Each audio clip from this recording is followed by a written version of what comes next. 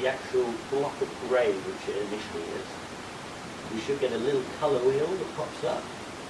And that colour wheel is just like Photoshop or Illustrator, is just a quick click. And remember, if you've got, make sure that you've got this little blue box ticked, and you should be able to see a shape. It's gone invisible.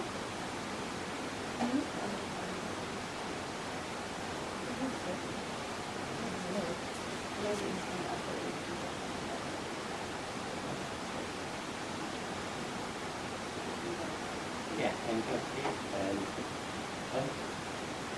Click the home. Okay, and this is invisible. It's because the transparency is right up. Okay. Yeah, so you made it look like air there, so it's totally invisible. Okay, so if you have got a shape that suddenly disappears, it's good to check your transparencies. Okay, so we've definitely got a colour which now we like. If we make a secondary object in Maya, there is an annoying thing that happens. So let's go up to our polygons, we'll pick another cube, another tube, another sphere, and we'll make another object, and you'll find out when we create that, it's going to be the same colour, because everything that gets created is called Lambert 1. Okay, this obviously isn't ideal, because we don't live in a world where everything is the same colour. So, to change the colour, we're just going to right-click again over the object that we want changed. And you can follow it up on the board here, nice and easy.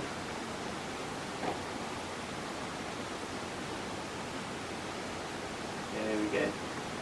And we're going to go down to, I'm just checking, fourth one from the bottom, and a new submenu, and it'll come up with a huge submenu of colours. Now, just use the ones at the top for now. There's a top section, about 3 or 4 inches long. Just pick another colour. You can even pick Lambert again, and it will reassign that object as Lambert 2. And then you can go back into the attributes menu of that object and change the colour of Lambert 2. And that means we've got objects now with 2 different colours. Okay? Seems good.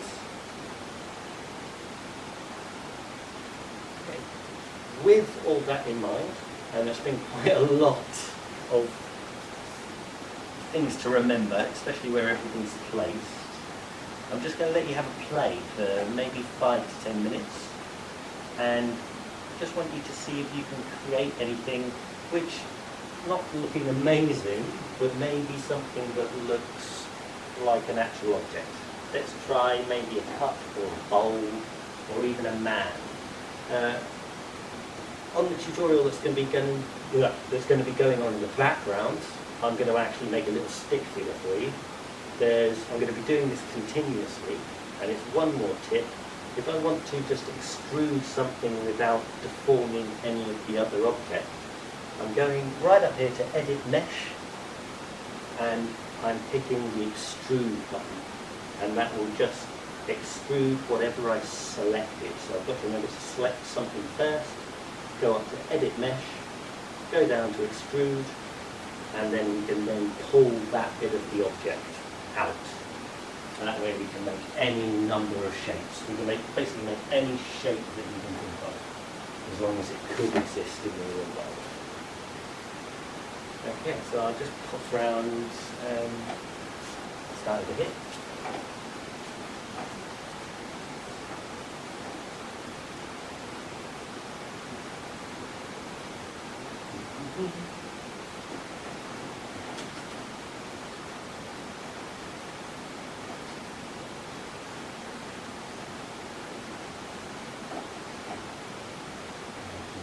Blue baby.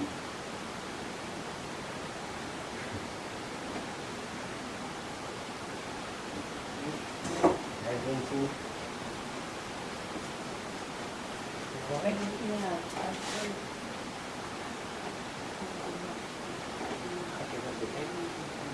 Oh, how to